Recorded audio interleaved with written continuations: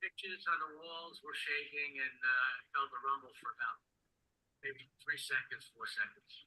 I experienced grounds rumbling in the past in upstate New York. And I just spoke to my daughter, and she's in Massachusetts, Connecticut border, and they felt it as well. I felt it, but almost I was so busy. When the super cool beat, yeah, I felt something. At first, I thought there was like maybe like explosion above me, or like they were doing construction or something. It felt like potentially like coming on me. It was like pretty weird this year. So like that's probably what there was a tremor, the building, tremors, I should say, and the building shook, and I thought that the ceiling above me was going to collapse. Actually, I was telling Sean, I did think maybe the building was going to fall down for a second. I wanted to get out of the building. And Sean went to the elevators pretty quickly. Came out. Now we're here at this coffee shop for safety reasons. And by the way, you obviously don't know what to do with the earthquake. Not take the elevator. Let's take the elevator.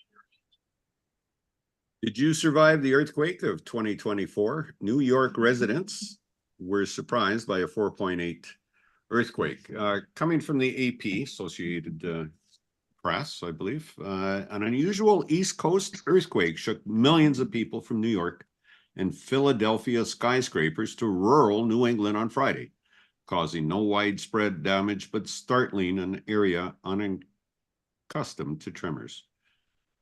The U.S. Geological Survey said over 42 million people might have felt the mid-morning quake with a magnitude of 4.8, centered near White House Station, New Jersey, or about 72 kilometers, 45 miles from my American friends, west of New York City, and 50 miles, 80 kilometers north of Philadelphia. So that's my question to you. Did you survive this earthquake? I'm going to say you did, because 4.8 in the scheme of things is not that bad.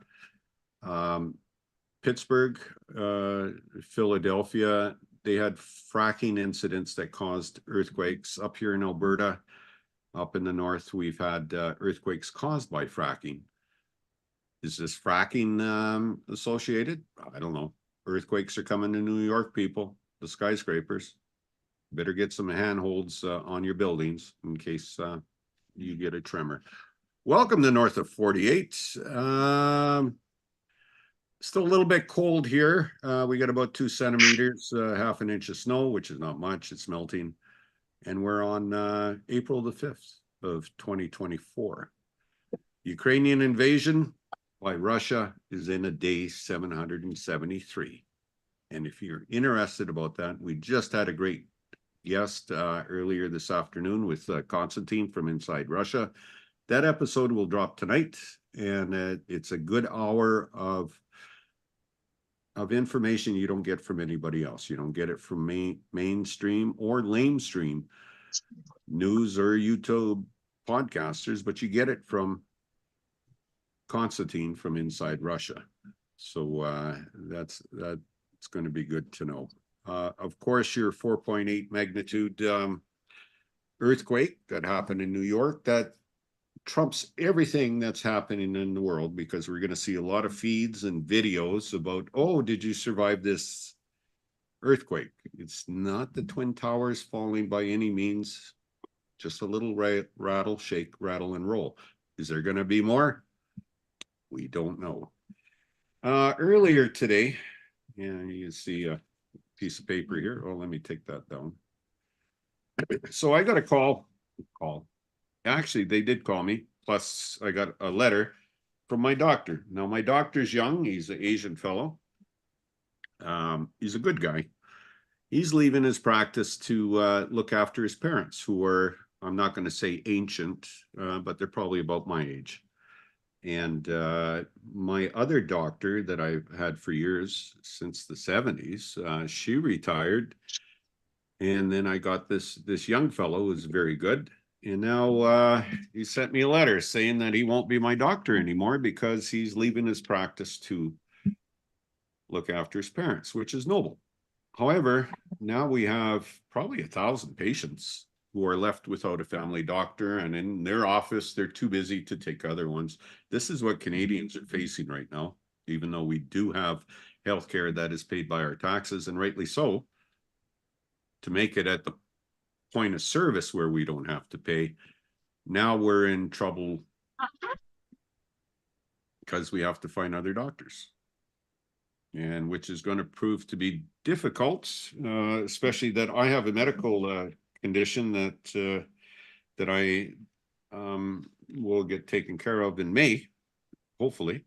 And I don't know what you guys are going to do when I have energy, because there'll be podcasts, there'll be YouTubes. I might even shovel the snow out on my front sidewalk. So there's that. Let me just put that away here. Okay, so we have skipping over to Ukraine. Ukraine hits Russian airfields. Tu-95 bombers are reportedly destroyed. And you can find this out on the Daily Costs and read Ann Lee's column. Apparently, a Ukrainian drone attack netted 6 destroyed Russian planes and 8 more damaged at a military airfield near Rostov in southern Russia. There were also attacks on airfields at Engels, Kirks, and Yeysk in Russia that hit at least 3 Tupolev 95 bombers. And the Tupolev bombers, interestingly, were produced and manufactured in Ukraine. And Russia took them. 8 more fighter jets were damaged by Ukraine at Moroz. Geez. For a guy with Slavic, Russian, and Ukrainian roots in my background in Polish, I really cannot pronounce. Morozovsk is the 25th Air Assault Brigade. There were 26 of these planes at the air base when it was attacked by 40 kamikaze drones. So for Ukraine, not having much of an air force, they're sure able to bomb. This is the way of the future, is these drones. So I have a video for you, and let me just get it set up here. And it's quite interesting. Setting it up.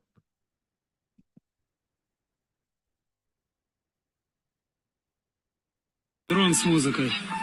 Видели когда-то такое?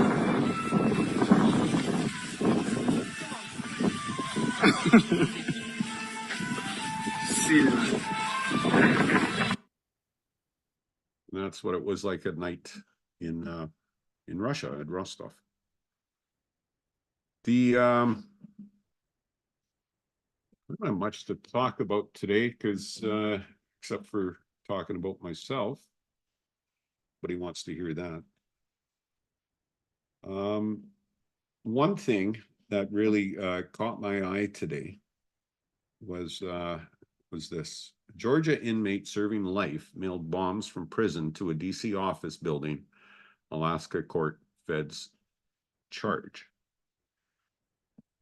This is coming from CNBC. A man serving a life sentence for kidnapping and other crimes while in a Georgia prison built 2 bombs, which he mailed to the District of Columbia office building and the federal courthouse and building in Anchorage, Alaska, which I don't understand. But David Cassidy allegedly put the 2 explosive devices into the mail at his prison in Tatnall County on January 24th, 2020. The bomb that went to Washington was mailed to the Bond Building, whose office tenants include the Department of Justice.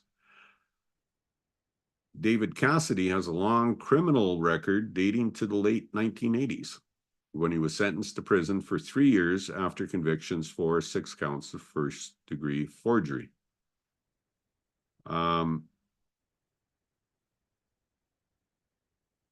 The indictment alleges Cassidy made and sent the bombs with the intent to maliciously damage or destroy by means of fire or explosive a building in whole or in part, or at least to the United States, and created risk of injury to a people. Neither bombs exploded, but he is charged with 1 count of making an unregistered destructive device, 2 counts of mailing a destructive device, and 2 counts of attempted use of an explosive. I mean, he was in jail when this happened. How does that happen? I have no idea. But see, where are we on time here? So we talked about Diddy last time with Lexi, and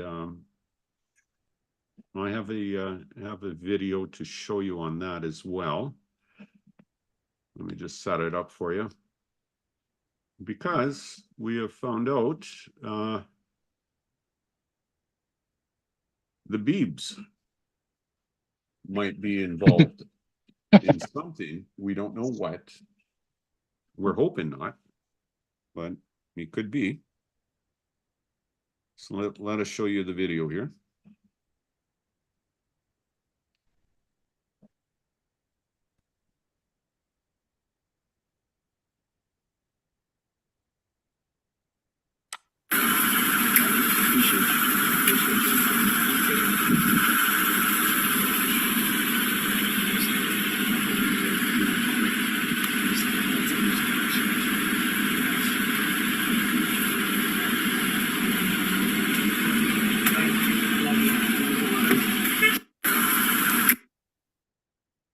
So some people are claiming that Diddy patted Bieber down to see if he had a wire on.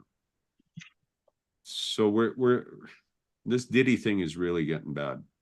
I wonder, Lexi, are you here? Can you talk a little bit about what's happening in the world of entertainment? Yeah, I'm here. Can you hear me? I sure can. I sure can. You sound good. How are you? Good. I'm doing well. Well, we got a lot of compliments from you from our last episode where you were on and filled us in, especially me. I don't know anything, and I bet you most of my viewers do not know anything about the entertainment worlds, but this is fascinating, this stuff. I'd have to agree with you. Well, thank you. Is there anything you can expound upon or tell us about what's happening? Where is Diddy or something else? So last I heard, Sean Puffy Combs, also known as P. Diddy, has been enjoying his life on a Caribbean island, riding a bicycle with Stevie J, not really paying any attention to these allegations being hurled at him. But what I did learn is that Cassie, his ex-partner, is cooperating with the feds and gave them enough corroborating evidence for the raid. So where there's smoke, there's fire. And I don't think this is the last that we're going to hear about this case. More to come. Really? Mm-hmm. So old Diddy is in serious trouble, perhaps? Like all these are allegations. They're not proven in court or anything, but again, somebody with power and money taking advantage of people, or people letting themselves be taken advantage of. Right. It's just, I worry about what, well, I'm not very worried because this doesn't affect me or my life, but I'm interested in seeing how this plays out. It's unfortunate because Bad Boy Records, P. Diddy, they have a lot of songs out there that many of us have enjoyed.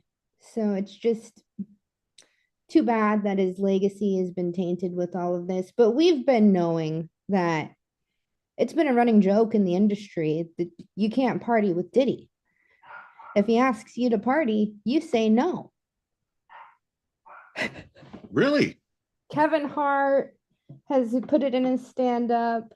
Cat Williams has spoke on it. There's been numerous people in the entertainment industry that said, no, I ain't going nowhere near the bed with Diddy because of his antics and his shenanigans. He must be a heck of a guy to party with.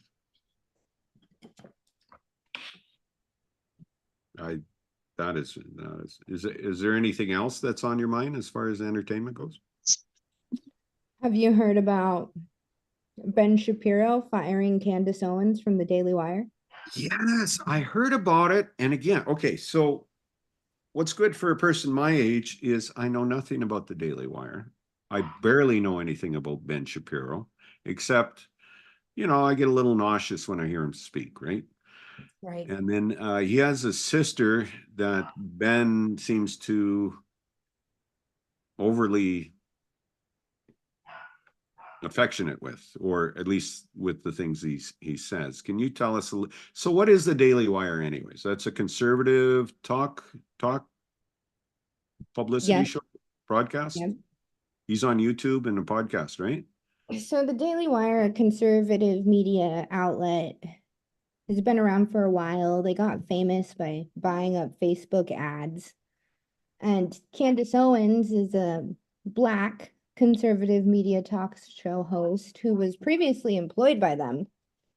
But she was being used basically as a talking mouth that would say the most egregious, terrible things about the Black community. And because she was Black, it made it okay for her to be racist and say abusive things about the Black community. So Ben Really? Shapiro went on the Megyn Kelly show and she straight up asked him, why did you fire her when you're supposedly this free speech advocate? That's how they got popular, is they said, we believe in free speech. We're not trying to censor you like the left. Mm-hmm. And they were okay with Candace going in on George Floyd. They were okay with her going in on the Black community. But once she started questioning something that Ben Shapiro is into, that was the full stop. And that topic was Israel. So in what way did she denigrate Israel, or did she want to be with or show support to Palestine, or what? Do you know what caused it? Well, you know what's going on over there in Israel, right? 100%. Yes, I do. So I don't believe she cares about Israel or the Palestine conflict. It's just a talking point for her. Mm-hmm. But she was questioning Israel's force over there on the Gaza Strip. And because Ben Shapiro is Jewish and he's from the Jewish community, he fired her over it. And this is extremely interesting to me because there is so many clips of him going off about how he's against cancel culture. He wants everybody to have a platform. There's socialists being taken off X and Facebook because they're supporting Palestine. But yet, when one of his own employees has something to say questioning Israel, she's gone. That's kind of par for the course for these guys. I'm going to say so. It's so is Ben Shapiro conservative? Is he right wing? Okay, so he's probably being funded by some Republican billionaire, I would assume, and or Perhaps the IDF, maybe Israel's financing him, some Israel person. But these are all allegations. I don't know because I hardly know anything about Candace Owens. So, Is she- go Go ahead. ahead. Okay, Oh, well, have I was you just, heard I was about just, have you heard about the Baltimore Bridge? I did. Yes, very much. All right. Well, the We mayor should have had a story about it, but we didn't. Sorry. Oh, it's okay. But you know, the mayor of Baltimore, Brandon Scott, Okay, yes. Candace Owens went on some crazy rant that he was a DEI plant. Do you know what that is? I do. I don't know what it stands for, but I do know it's like they're talking about being woke and diversity. Diversity, equity, and inclusion. Now, Okay. she's saying this man who was elected by the people in a free and fair election by blacks, whites, Latinos, Asians is a DEI plant. You know, No. when the Baltimore Bridge collapsed, of course, he had some things that he needed to say, and he was torn apart by this right-wing media outlet about not being qualified for the job. Although the only thing we need to qualify an elected official is they get elected. So she also went on to say that if she sees pilots that are piloting her plane, and if they are black, she immediately wonders if they're qualified or not, or if What? they're DEI plant. You know, so these are the things that she was allowed to preach on this Daily Wire platform, unabashed. Hold it. If they were black, she was wondering if they were qualified. Correct. Or if they just were there to check some box. Oh my God. So DEI is where she's coming with, right? Right. Okay. I have a clip of the bridge collapse from the Guardian. Let me just show it. Okay.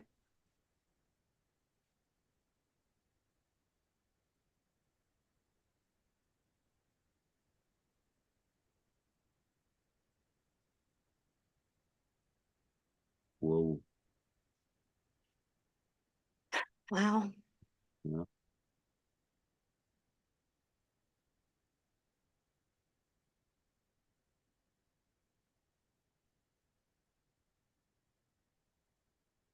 That is just something.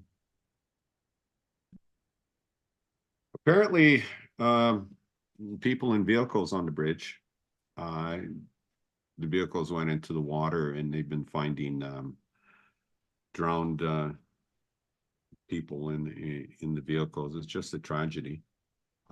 One that shouldn't happen, but so Candace went after the mayor, so she's blaming the mayor for this and saying because he's black, he's not qualified. Am I correct? More or less, yeah. That's she's just a full extension of white supremacy. And that whole platform, the Daily Wire, is an extension of white supremacy. This is just proven by the way she was allowed to talk a mess about the black community and the trans community and abuse those folks. But the Mhm. moment she criticizes Israel, whatever her motives are, she's fired. So Ben Shapiro is a whole hypocrite. He's a racist. And that's all I have to say about that. Well, okay, it's your opinion, and it's a good opinion. I value your opinion. Um, is Candace Owens going to land someplace? Is Musk going to help her with a lawsuit against Ben Shapiro? Probably not, right? Well, you know, here's the thing. That's the question people are asking. Should we let Candace Owens back into our community? Should we welcome her back because she suddenly is pro Palestine and I don't think so. I think she's proven who she is. I don't Yeah, trust her. I fair enough. think she has motives that are, basically to make money. Um, And how, why would they welcome her back? Because all she did was question. She didn't come out with a statement, right? Saying she, excuse me, backs Gaza or anything like that. Well, they're framing what she said as anti-Semitic. Hmm. Damn it. So is the, it's the Daily Wire? Yeah, Ben the Daily Wire. The Daily Wire. So I haven't seen any. Do you recommend anybody watching the Daily Wire? No, stay away from it. Well, It's a conservative rag. right. Well, rightly so. Lexi, thank you so much for the insight on that. You know things that I do not, so I appreciate getting up to speed on that. So when I talk to my wife and her friends, I'll know a little bit. Right? Oh yeah, Well, you'll know plenty. okay. Well, thank you so much. And we will talk to you soon. And as we wrap it up on the North of 48 podcast, I just want to remind you that Constantine's video from our interview that we had today will be up tonight. And it's fascinating, just strictly fascinating.